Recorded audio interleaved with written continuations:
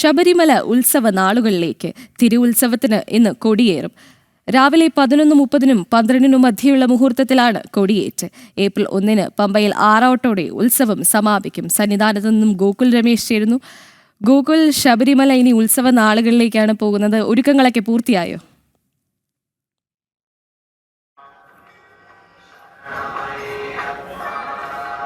ഗോപിക, എല്ലാ ഒരുക്കങ്ങളും പൂർത്തിയായി കഴിഞ്ഞിട്ടുണ്ട്. ശബരിമലയിൽ ഇനി തിരുവുത്സവത്തിന് കൊടിയേറാൻ മണിക്കൂറുകൾ മാത്രമാണ് അവശേഷിക്കുന്നത്.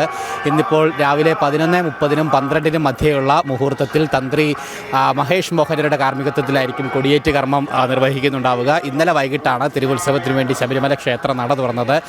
ഇന്നിപ്പോൾ നമുക്ക് ദൃശ്യങ്ങൾ കാണുവാനായിട്ട് സാധിക്കും. ക്ഷേത്രം പൂർണ്ണമായിട്ടും പുഷ്പങ്ങൾ കൊണ്ട് അലങ്കരിച്ചിരിക്കുന്നൊരു കാഴ്ചയാണ്. തിരുവുത്സവത്തിന് വേണ്ടിയിട്ടുള്ള എല്ലാ തയ്യാറെടുപ്പുകളും ഒരുക്കങ്ങളൊക്കെ പൂർത്തിയായി. ഇനി കൊടിയേറ്റ് ചടങ്ങ് കൂടി നടക്കുന്നതോടുകൂടി തിരുവുത്സവത്തിൻ്റെ ചടങ്ങുകൾക്കൊക്കെ തന്നെ ആചാരപരമായിട്ടുള്ള ആരംഭമാകും. എന്തായാലും പറഞ്ഞതുപോലെ 11:30-നും 12-നും മധ്യയുള്ള ശുഭമുഹൂർത്തത്തിലാണ് ഈ കൊടിമരത്തിൽ കൊടിയേറ്റുന്ന ചടങ്ങുണ്ടാവുക. അതിനുശേഷം ഇന്ന് മുതൽ ശ്രീഭൂതബലി, അതുപോലെ തന്നെ മറ്റ് ഉത്സവവുമായി ബന്ധപ്പെട്ടിട്ടുള്ള പ്രധാനപ്പെട്ട ചടങ്ങുകളൊക്കെ തന്നെ നടക്കുകയും ചെയ്യുന്നുണ്ടാവും.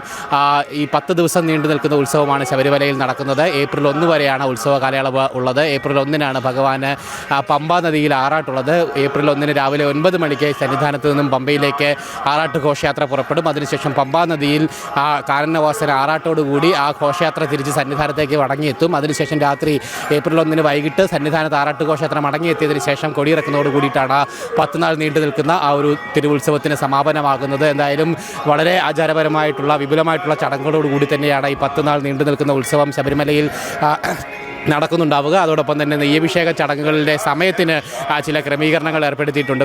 ഇന്നത്തെ ദിവസം മാത്രം രാവിലെ 10 മണി വരെ നെയ്യഭിഷേക ചടങ്ങുകൾ ഉണ്ടാകും. നാളെ മുതൽ അത് 8:15 വരെയുള്ള സമയത്ത് മാത്രമേ നെയ്യഭിഷേക ചടങ്ങുകൾ ഉണ്ടായിരിക്കുകയുള്ളൂ എന്നുള്ള കാര്യം ദേവസ്വം ബോർഡ് അറിയിച്ചിട്ടുണ്ട്. തിരുവുത്സവവുമായി ബന്ധപ്പെട്ടിട്ടുള്ള ചടങ്ങുകൾ കയറി വരുന്നത് കൊണ്ടാണ് ഇത്തരത്തിൽ നെയ്യഭിഷേകത്തിനടക്കം സമയക്രമീകരണം വരുത്തിയിരിക്കുന്നത് എന്നുള്ളതാണ് ദേവസ്വം ബോർഡ് അറിയിച്ചിരിക്കുന്നത്. എന്തായാലും വലിയ ഭക്തജനത്തിരക്ക് കൂടി ഈ ദിവസങ്ങളിൽ ശബരിമലയിലേക്ക് പ്രതീക്ഷിക്കുന്നുണ്ട്. ഇന്നിപ്പോൾ നട തുറന്ന ആദ്യ മണിക്കൂറുകളിൽ കാര്യമായിട്ടൊരു ഭക്തജനത്തിരക്ക് ഇല്ല എങ്കിൽ പോലും വരുന്ന ദിവസങ്ങളിൽ ഒരുപക്ഷെ അവധി ദിവസങ്ങൾ കൂടിയൊക്കെ കണക്കെടുത്തുകൊണ്ട് വലിയ ഭക്തജനത്തിരക്കിലേക്ക് സന്നിധാനം മാറാനുള്ള സാധ്യത കൂടി നമുക്ക് തള്ളിക്കളയാനായിട്ട് സാധിക്കുകയില്ല. എന്തായാലും വരുന്ന എല്ലാ ഭക്തർക്കും വേണ്ടിയിട്ടുള്ള ക്രമീകരണങ്ങൾ പൂർണ്ണമായിട്ടും ഒരുക്കിയിട്ടുള്ളതായിട്ട് ദേവസ്വം ബോർഡ് അധികൃതർ അറിയിക്കുകയും ചെയ്തിട്ടുണ്ട്.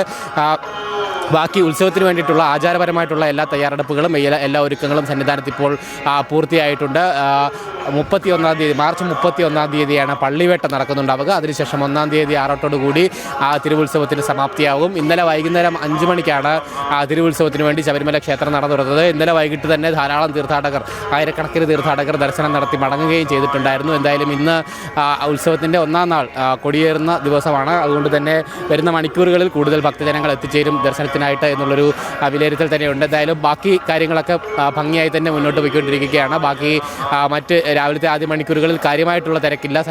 സന്നിധാനത്തെത്തുന്ന മുഴുവൻ തീർത്ഥാടകർക്കും സുഗമമായി തന്നെ ദർശനം നടത്തി മടങ്ങി പോകാനായിട്ട് സാധിക്കുന്ന ഒരു സാഹചര്യം ഇപ്പോൾ കാണുന്നുണ്ട്. എന്തായാലും വരുന്ന മണിക്കൂറുകളിൽ ഒരുപക്ഷെ തിരക്ക് കൂടിയേക്കാനുള്ള സാധ്യത കൂടി നമുക്ക് മനസ്സിലാക്കുവാനായിട്ട് സാധിക്കുന്നുണ്ട്. എന്തായാലും ആ ഉത്സവത്തിന് വേണ്ടിയിട്ട് ഭഗവാന്റെ തിരുവുത്സവത്തിന് വേണ്ടിയിട്ടുള്ള എല്ലാ ഒരുക്കങ്ങളും പൂർത്തിയായി കഴിഞ്ഞിട്ടുണ്ട്. ആചാരപരമായിട്ടുള്ള ചടങ്ങുകളൊക്കെ പൂർത്തിയായി കഴിഞ്ഞിട്ടുണ്ട്. ഇനി എന്തായാലും കൊടിയേറ്റ് ചടങ്ങ് മാത്രമാണ് അവശേഷിക്കുന്നത്. അതോടുകൂടി ഈ തിരുവുത്സവത്തിൻ്റെ എല്ലാ ചടങ്ങുകൾക്കും ആചാരപരമായിട്ടുള്ള ആരംഭമാവുകയും ചെയ്യും. 10 നാൾ നീണ്ടു നിൽക്കുന്ന വിപുലമായിട്ടുള്ള ഉത്സവ ചടങ്ങുകളാണ് ശബരിമലയിൽ അയ്യപ്പന് ഉള്ളത്. എന്തായാലും ഏപ്രിൽ 1 വരെയുള്ള ദിവസങ്ങളിൽ ശബരിമലയിൽ ആചാരപരമായിട്ടുള്ള ചടങ്ങുകൾ കൊണ്ട് നിബിഡമായിരിക്കും. എല്ലാ വർഷവും ഈ രീതിയിൽ ഈ ഉത്സവ ചടങ്ങുകൾ കണ്ടു തൊഴുവാനായിട്ട് 10,000-കണക്കിന് ഭക്തർ എത്തിച്ചേരാറുള്ളതാണ്. എന്തായാലും ഈ വർഷവും അതിന് സമാനമായി തന്നെ ആ ഉത്സവ ചടങ്ങുകൾ ഭംഗിയായി തന്നെ ആരംഭിക്കാനായിട്ടുള്ള തയ്യാറെടുപ്പുകൾ പൂർത്തിയായി കഴിഞ്ഞിട്ടുണ്ട്. ഗോപിക,